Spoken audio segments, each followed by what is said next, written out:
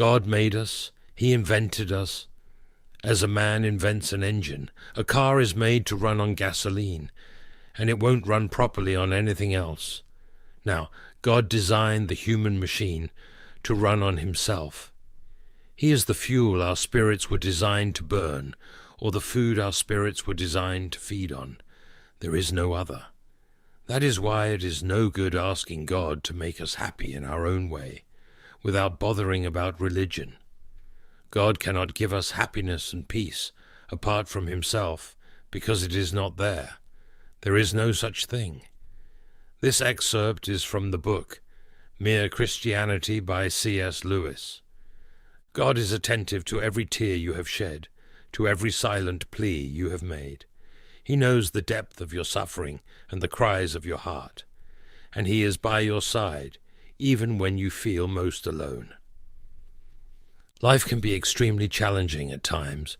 We all go through moments of exhaustion when our strength seems to fade and our spirits feel low.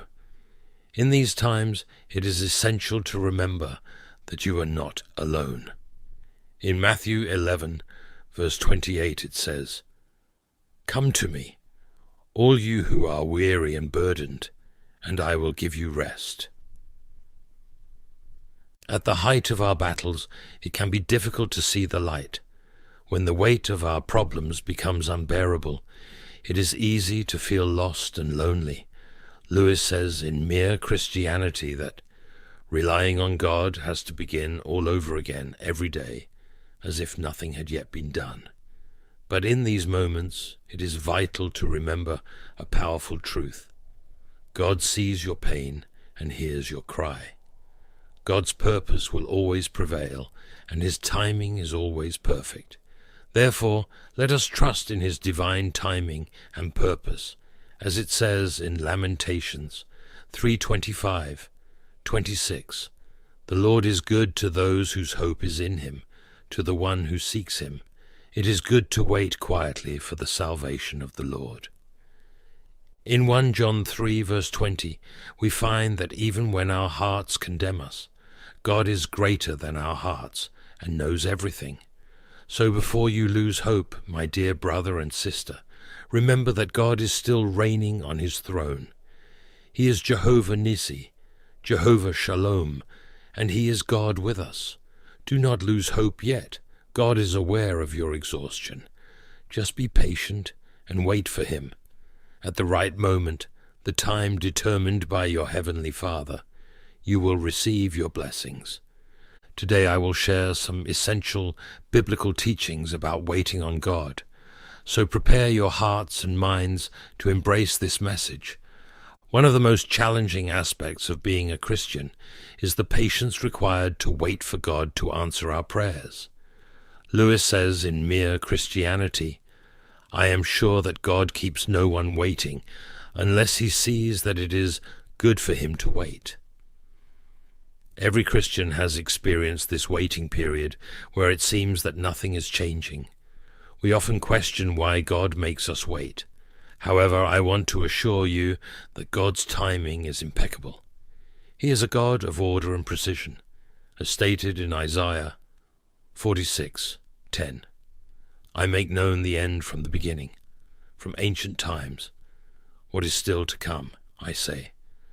My purpose will stand, and I will do all that I please." He calls a bird of prey from the east, a man for his purpose from a distant land. This theme is repeated multiple times in the Bible. One of the most daunting challenges in life is waiting, especially when it comes to waiting on God. Many of us can relate to this feeling. You've poured out your soul in prayer and wondered, "God, why is it taking so long? Are you listening to me? Have you forgotten me? Do you care?" Maybe you're praying for relief from chronic pain, or for God to touch the heart of someone you love. In Jeremiah 33, verse 3, it says, "Call to me, and I will answer you, and tell you great and unsearchable things you do not know."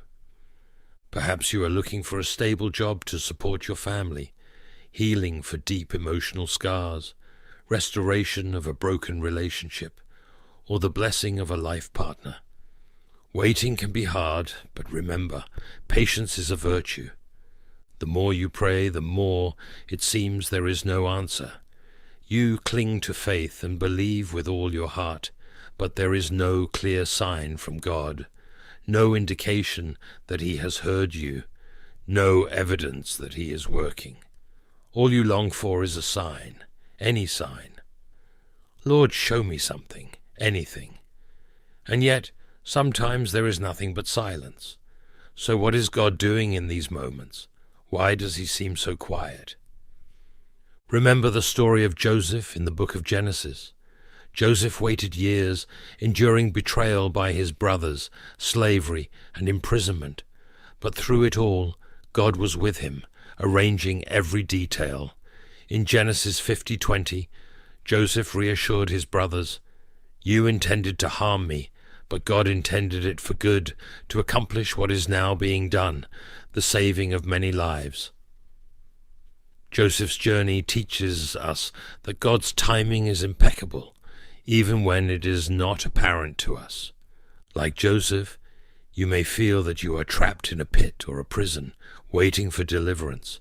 But let me reassure you that just because God seems silent, it does not mean He is not there. God is working, even while you wait. Behind the scenes, His goodness, power, provision, and grace are in motion. He is constantly working for your good because of His deep love for you. He is a loving Father with wonderful plans for you. He desires to bless you and see you thrive. So today we will discuss some principles about waiting patiently on God and open our hearts and minds to embrace these crucial principles from the Bible. And Principle 1, God's delays are not God's denials. Lewis says in Mere Christianity, "I am sure that God keeps no one waiting unless He sees that it is good for him to wait. When you get what you want, it is always either something better or something entirely different. What we call asking for God's answer is merely the beginning of the right direction. This is the first move, not the whole." In a world that values immediate results, waiting is often seen as a waste of time. We live in a dynamic, fast-paced society where we demand quick outcomes from technology because our time is precious. Waiting seems counterproductive, as if we are missing opportunities. This period of waiting can trigger anxiety and doubt.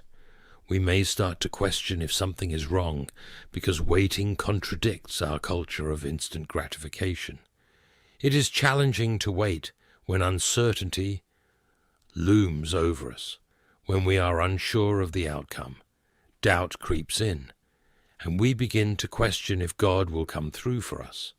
As doubt takes root, the temptation to take control increases. But here lies the danger. When we try to control things ourselves during the waiting period, things can go very wrong. Scriptures warn us that trying to manage situations on our own can lead to complications. We see this in Proverbs 3, verses 5 and 6. "Trust in the Lord with all your heart, and lean not on your own understanding. In all your ways acknowledge Him, and He will make your paths straight." However, when we are waiting for what seems like an eternity, when our prayers seem unanswered and time continues to pass, we are tempted to take control. Perhaps you are at this point of desperation today. You have waited, prayed, and trusted, but nothing seems to change. Doubt whispers, "What if?" And before you know it, you are tempted to abandon God, to leave your faith because He did not meet your expectations. But let me ask this: how long does God have before you decide to leave Him? How long before you end your relationship with Him because He did not deliver on your terms? Remember, God operates on His own timeline, not ours. So in the midst of waiting, resist the temptation to take control. Trust in God's perfect timing, even when it seems like time is running out. Keep your faith. Hold on to hope and understand that God is always working, even during the waiting periods. Consider the story of Lazarus in John 11. Mary and Martha sent a message to Jesus that their brother Lazarus was sick, anticipating that Jesus would come and heal him. However, Jesus delayed his visit, resulting in Lazarus' death. When Jesus finally arrived, Mary and Martha were grieving and questioned why Jesus had not come sooner. But Jesus showed that God's delays are not denials. He performed a miraculous resurrection, demonstrating his power over death. Isaiah 55. 8 and 9 serves as a reminder, "For my thoughts are not your thoughts, neither are your ways my ways, declares the Lord. As the heavens are higher than the earth, so are my ways higher than your ways, and my thoughts than your thoughts." God's perspective surpasses our understanding. He sees the bigger picture and knows what is best for us. So when we encounter delays, let us not lose heart. Instead, let us place our trust in God's wisdom and impeccable timing.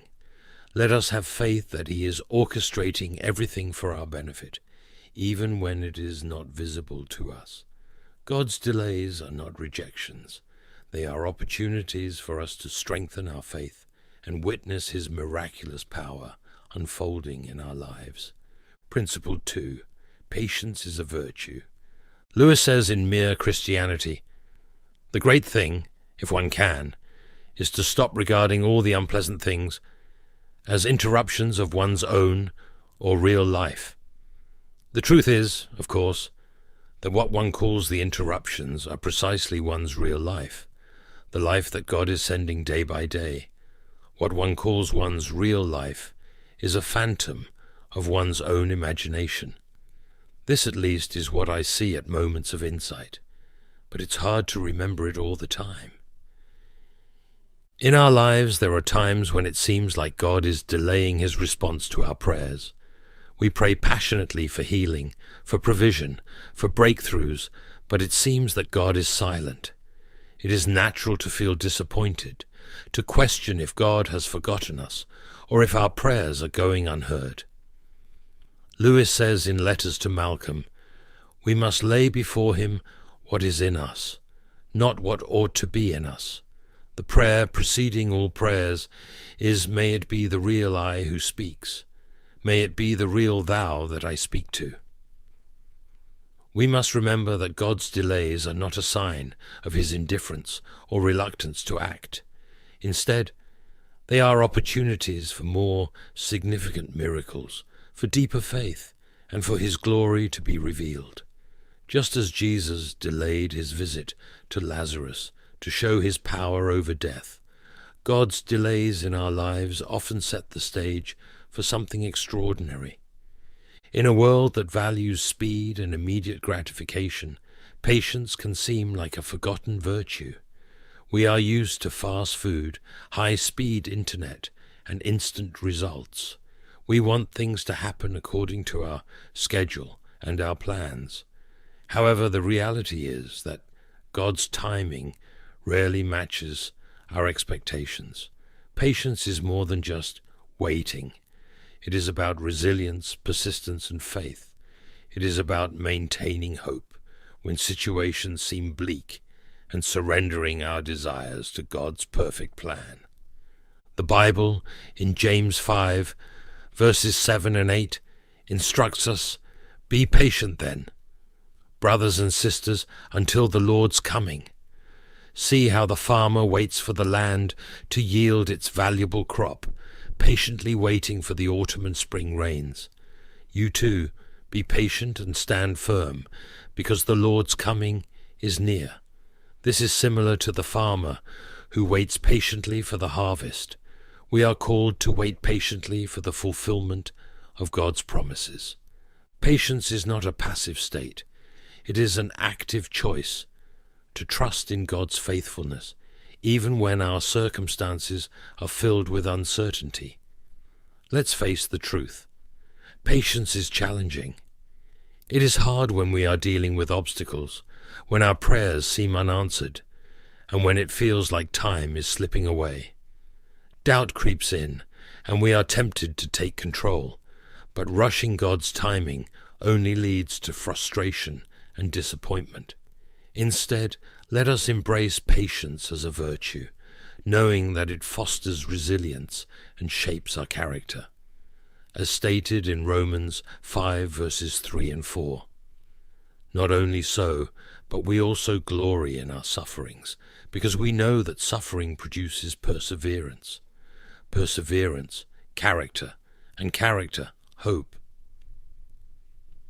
Let us trust in God's impeccable timing, knowing that He is orchestrating everything for our benefit, as Romans 8:28 declares, and we know that in all things God works for the good of those who love Him, who have been called according to His purpose. And let us remember that the waiting season is not a waste of time. It is a period of growth, refinement, and preparation for the blessings that God has planned for us. So, in the midst of waiting, let us cultivate patience, knowing that God is faithful and His promises will be fulfilled in His perfect timing. Principle 3. Have faith in God's impeccable timing. In the Screwtape Letters, Lewis says, "The enemy desires that men be concerned with what they do. Our business is to keep them thinking about what will happen to them. The future is, of all things, the least like eternity. It is the most completely temporal part of time, for the past is frozen and no longer flows, and the present is all lit up with eternal rays. Hence the encouragement to direct their minds to the future, making them think about things they can't control, leading to anxiety that can only be fought with faith." The Scriptures guide us to let patience have its perfect work. Patience is not a passive trait. It is cultivated in the waiting room of life. You may not notice any visible change, but rest assured that significant transformations are happening beneath the surface. Patience exercises your spiritual muscles, making you stronger, helping you grow, evolve, and become more resilient.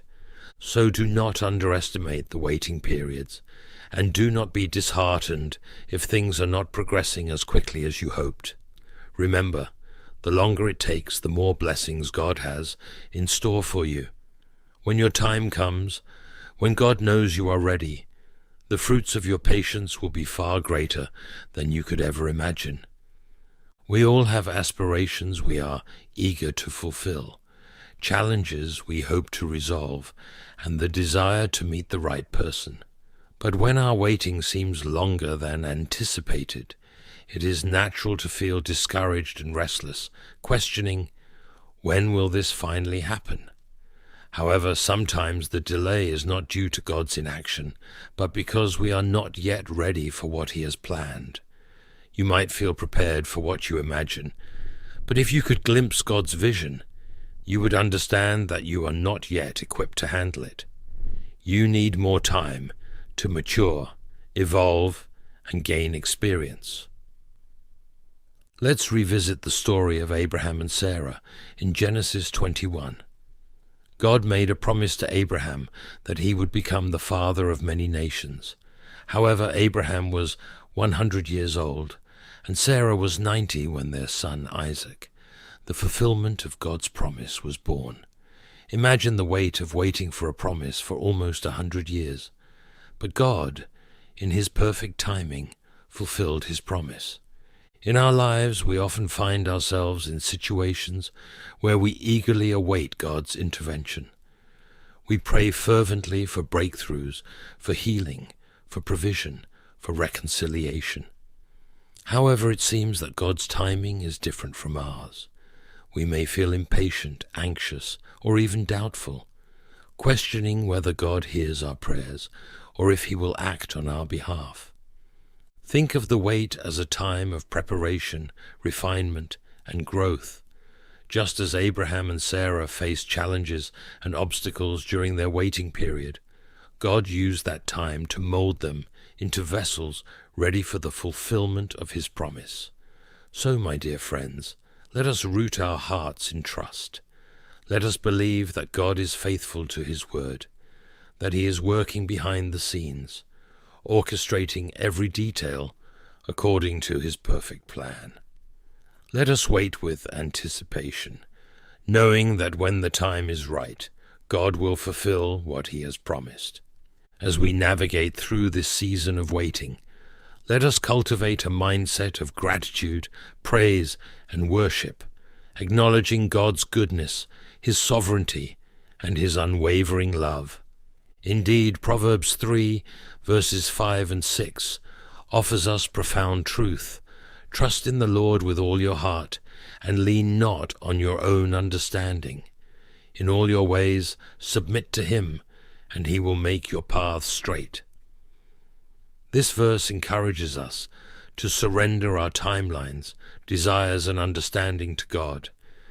It invites us to place our absolute trust in his sovereignty, wisdom, and faithfulness.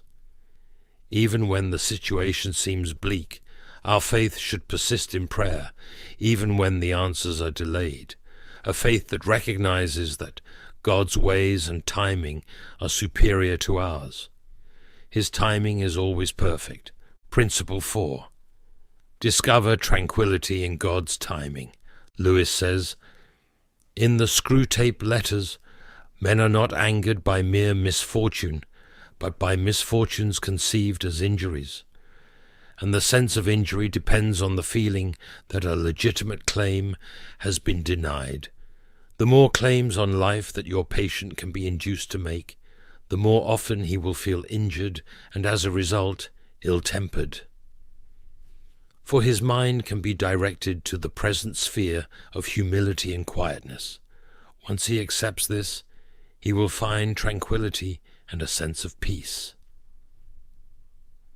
Psalm 46, verse 10, instructs us to be still and know that I am God. This verse highlights the importance of calming our hearts and minds, of pausing amid life's hustle to recognize God's presence and supreme dominion. In this stillness, we discover a peace that transcends understanding and guards our hearts against fear and doubt. Finding serenity in God's timing also involves appreciating the journey of waiting.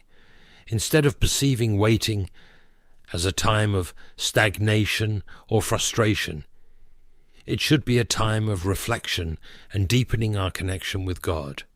Finding tranquility in God's timing is a journey of surrendering control and trusting fully. It is about letting go of our need to control outcomes and embracing the certainty that God's timing is impeccable, even when it doesn't align with our expectations. Philippians 4, verses 6 and 7 offers comforting guidance. Do not be anxious about anything, but in every situation, by prayer and petition, with thanksgiving, present your requests to God, and the peace of God, which transcends all understanding, will guard your hearts and your minds in Christ Jesus. This passage enlightens us that true peace does not come from having all the answers or controlling every situation. Instead, it comes from surrendering our worries and anxieties to God and finding rest in his supreme dominion. In a world filled with turbulence and unpredictability, finding tranquility in God's timing can be daunting. We may be tempted to worry, doubt, or try to control things on our own. However, genuine peace is achieved by surrendering our fears and anxieties to God and trusting that he is orchestrating everything for our benefit. As we wait with patience and anticipation, our faith is strengthened and our hearts are prepared to embrace the blessings God has planned for us. So let us embark on the journey of discovering tranquility in God's timing. Let us surrender our fears and worries to him, trusting that he is in control and that his timing is always impeccable. And let us find comfort in the assurance that while we wait with patience and anticipation, his peace will guard our hearts and minds, guiding us toward a deeper connection with him. Principle 5. Have faith in God's supreme dominion. Lewis speaks in Mere Christianity. Imagine yourself as a living house. God comes in to rebuild that house. At first, perhaps, you can understand what he is doing. He is getting the drains right and stopping the leaks in the roof and so on. You knew that those jobs needed doing, and so you are not surprised. But presently, he starts knocking the house about in a way that hurts abominably and does not seem to make sense. What on earth is he up to? The explanation is that he is building quite a different house from the one you thought of, throwing out a new wing here, putting on an extra floor there, running up towers, making courtyards. You thought you were going to be made into a decent little cottage, but he is building a palace. He intends to come and live in it himself. Proverbs 19 verse 21 clarifies that while a person may have many plans in their mind, it is God's purpose that will prevail. We can devise our own plans, but in the end, it is God's plan that stands. During periods of waiting and uncertainty, it is easy to question God's supreme dominion. We may wonder why certain events are happening, or why our prayers seem unanswered. But in these moments, we must remember that God's ways and thoughts are far superior to ours. We may not always understand his plans, but we can trust that he is orchestrating everything for our benefit. Trusting in God's supreme dominion also implies having faith in his perfect timing. It involves recognizing and yielding to his authority and control over everything. In a world filled with unpredictability and turbulence, placing our trust in God's supreme dominion can provide a sense of comfort and strength. Psalm 103, verse 19, serves as a potent reminder. The Lord has established his throne in heaven, and his kingdom rules over all. This verse powerfully underlines that God is in command, even when situations seem out of our control.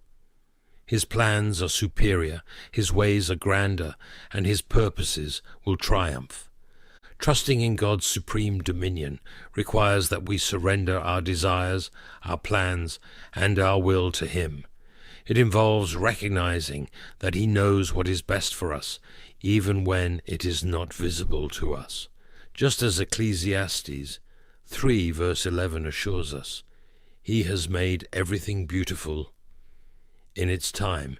We must remember that God's timing is impeccable, even if it doesn't align with ours.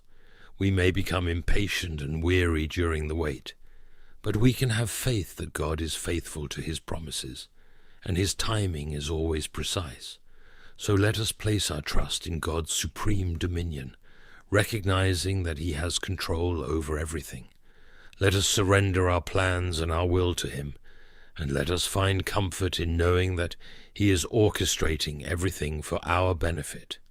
As Romans 8, verse 28 says, "And we know that in all things God works for the good of those who love him, who have been called according to his purpose." So, my dear friends, take time to be still and listen to God's voice. In the silence of your heart, you will find your assurance. He is saying, "My child, I see your pain. I hear your cry. Trust in me, and I will carry you. Hold on, for the dawn is coming. Your perseverance will lead to victory, and your faith will be your guiding light. God knows you are tired, but he also knows you are capable of extraordinary things. Keep going. You are never alone. May divine strength and peace fill your heart and soul, guiding you through any challenges that may come. If this principle touched you, express your affirmation by typing "God is always with me" in the comment section below. I proclaim that all the blessings of this prayer are now granted to you in the name of Jesus. Thank you for joining me today. If you found this video meaningful, please like and share it with your friends and family. Don't forget to subscribe and activate the bell for more inspiring content. Have faith, maintain patience, and trust that God is working behind the scenes. Wait on God, for He is faithful. Your pain will not last forever, and your cries will not go unanswered. Trust in His plan, for He is preparing a future filled with hope and joy. God sees your pain and hears your cry. Hold on, for His promises are true, and His love is eternal, is eternal, is eternal, is eternal. In the tapestry of life, it's often the quiet moments that herald the greatest changes. C.S. Lewis, a profound thinker and storyteller, believed that God doesn't always call to us in the thunder, but whispers in the gentle breeze of our everyday experiences. As we embark on this exploration, let us seek the subtle signs that suggest God is about to change our story. Through the lens of Lewis's insights, we will uncover how these quiet awakenings can lead to profound transformations in our journey with the divine. In the midst of life's relentless march, where days meld into one another under the guise of routine, there lies a hidden invitation to awakening. It is not amidst the clamor of grand revelations that most of us find our turning points, but rather in the quiet corners of our existence, where the mundane meets the mystical. Lewis, with his characteristic blend of wit and wisdom, might suggest that God often chooses the whisper over the whirlwind to capture our attention, to stir the depths of our souls. Consider the gentle nudge of a persistent thought, the recurring echo of a dream not yet fully understood, or the quiet discontent that whispers of realms beyond our grasp. These are not mere figments of our imagination, but are, perhaps, the first threads of a divine tapestry being woven into the fabric of our lives. Lewis would likely argue that our most profound awakenings often arise from the simplest of moments, a sunrise that stirs an unspoken yearning, a line from a book that echoes long in our thoughts, or a conversation that leaves our spirit restless for something more. Awakening, in the Lewisian sense, is the dawning realization that the world we see is but a shadow of a more substantial reality that beckons us. It is the initial stirring of the heart that hints at our role in a grander narrative, a story authored by God Himself. This awakening does not shout from the rooftops, but instead whispers in the silence of our being, inviting us to embark on a journey of discovery and transformation. As we heed these subtle signs, we begin to see our lives not as a series of random events, but as a carefully orchestrated symphony composed by the divine maestro. Each note, each rest, plays a crucial part in the unfolding melody of our existence.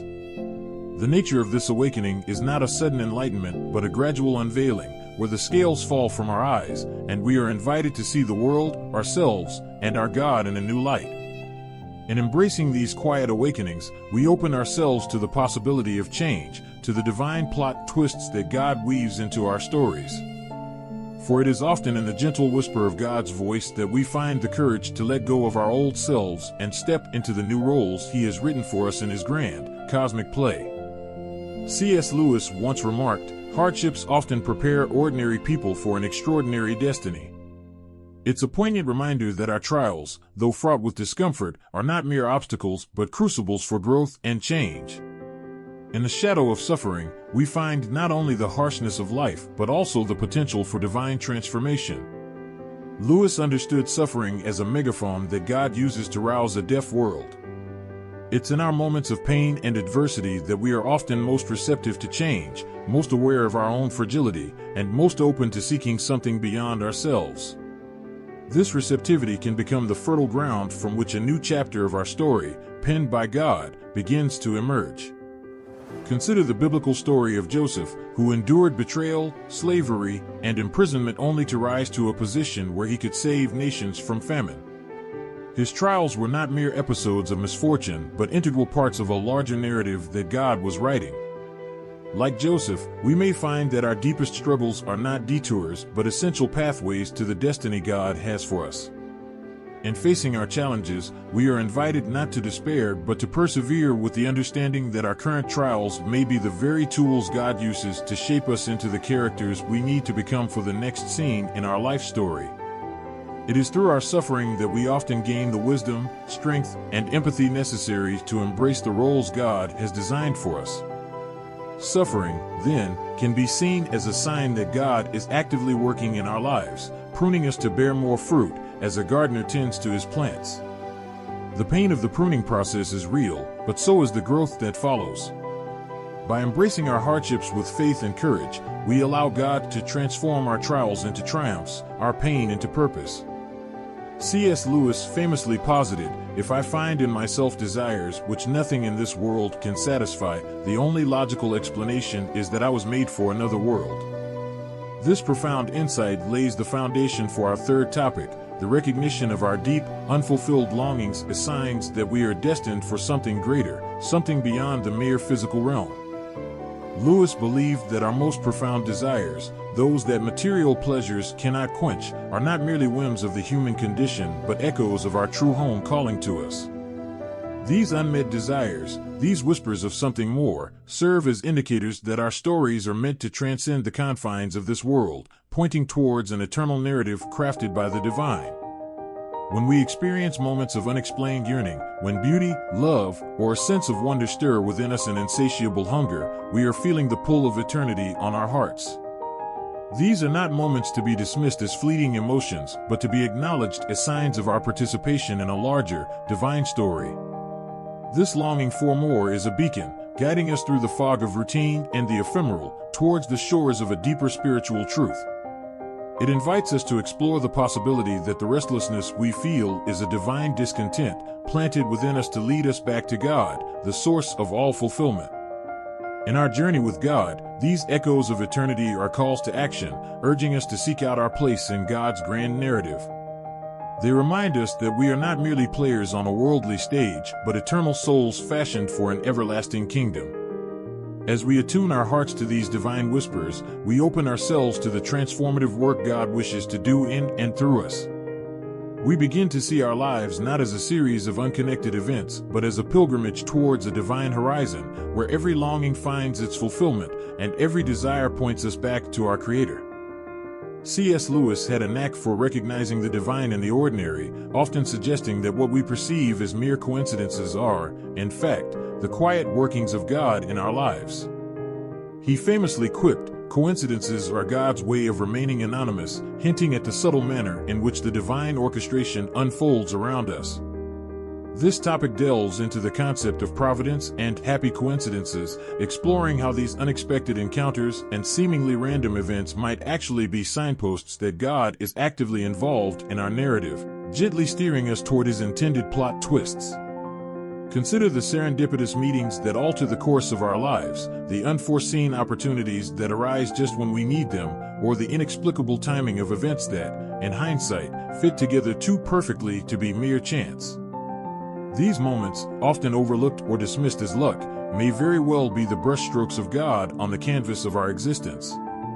Lewis would argue that these coincidences are not random at all, but are imbued with purpose, meticulously woven into the fabric of our lives by a loving Creator.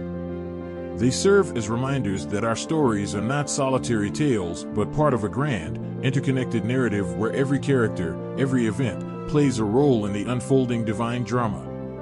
In recognizing these divine fingerprints in our lives, we're invited to look beyond the surface, to perceive the deeper connections and the guiding hand of God in our journey.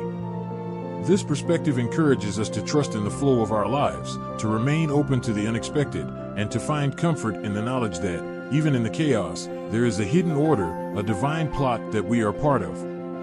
By embracing the providential nature of these happy coincidences, we allow ourselves to be more attuned to the possibilities that God lays before us, to be more willing to follow the leads He provides, and to be more aware of the continuous dialogue between our desires and His will. Drawing upon the deep well of C.S. Lewis's thought, our fifth topic explores the transformative power of trust in God, especially during times of uncertainty and change. Lewis often spoke of faith as a journey through shadowed valleys and sunlit peaks, with trust in God serving as our guiding light. In the midst of life's tumult, a profound peace can envelop us, a quietude that defies the chaos of our circumstances. This peace, Lewis might argue, is a tangible sign of God's presence and a reminder of His promise to lead us through the storms. It's in the stillness of our hearts, in the quiet trust in God's sovereignty, that we often find the strength to endure and the courage to embrace the unfolding chapters of our story. This tranquility is not born from an absence of trouble, but from an abiding confidence in the One who holds our days in His hands. It's a peace that, as Lewis would say, passes all understanding, a serene assurance that, no matter how the plot twists, the author of our faith is with us, guiding each step. Embracing this quietude of trust involves surrendering our need for control, releasing our grip on the pen with which we try to write our own stories. It means finding rest in the knowledge that, though we may not understand each turn of the page, there is a purpose in every line, a reason for every pause. In this posture of trust, we open ourselves to the transformative work God desires to do within us. We allow Him to pen His will in our lives, leading us not only to a place of peace amidst the storm, but also to a deeper relationship with Him. It's here, in the quietude of trust, that we are truly prepared for the changes God is weaving into our narrative. In the spirit of C.S. Lewis, we've journeyed through the landscapes of awakening, suffering, longing, providence, and trust, each path revealing signs that God is at work, reshaping our story. Lewis, with his profound understanding of the human and divine narrative, reminds us that our lives are not mere collections of random events, but integral chapters in a grander story authored by God. As we reflect on the signs of God's transformative work in our lives, the quiet awakenings, the purpose within suffering, the unquenchable longings, the serendipitous encounters, and the peace that comes from trust, we are invited to see ourselves as characters in a divine play, with roles to play and lines to speak that contribute to the unfolding of God's great narrative. This journey of discovery does not end here. It continues each day, with every heartbeat and breath, as we live out the story God is writing for us. We are called not just to be passive observers, but active participants, co-creators with God in the ongoing creation of our lives and the world around us. Let us, then, embrace our part in this grand narrative with courage and hope, trusting in the author who knows the end from the beginning. May we be attentive to the subtle signs of His guidance, open to the transformative power of His pen, and ready to step into the new chapters He is crafting for us. In the words of Lewis, there are far, far better things ahead than any we leave behind. As we move forward, may we carry this assurance in our hearts, looking to the future with anticipation for the wondrous story God continues to write in and through us.